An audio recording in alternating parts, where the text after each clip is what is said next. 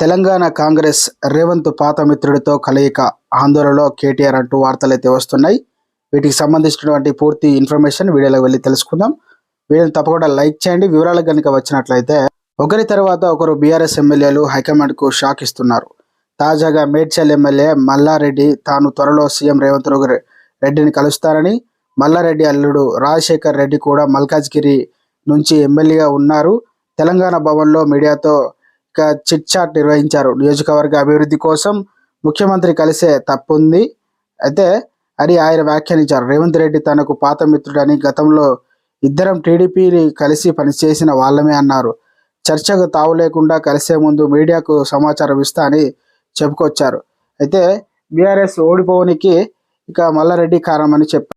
తాము ఓడిపోతామని, కాంగ్రెస్ గెలుస్తుందని కలలో కూడా ఊహించలేదని అన్నారు. ఓడిపోవడం తమకు షాక్ అయితే గెలవడం కాంగ్రెస్కు షాక్ అన్నారు. అసెంబ్లీ ఎన్నికల ఫలితాల విషయంలో తాము ఇంకా షాక్లోనే ఉన్నామని చెప్పారు. ఆ షాక్ నుంచి ఒక్కొక్కరం మెల్లగా తేరుకుంటూ ఉన్నామని అన్నారు. మల్కాజ్గిరి ఎంపీగా పోటీ చేయడంపై స్పందించారు. కేసీఆర్ మల్కాజ్గిరి ఎంపీగా తననే పోటీ చేయమన్నారు.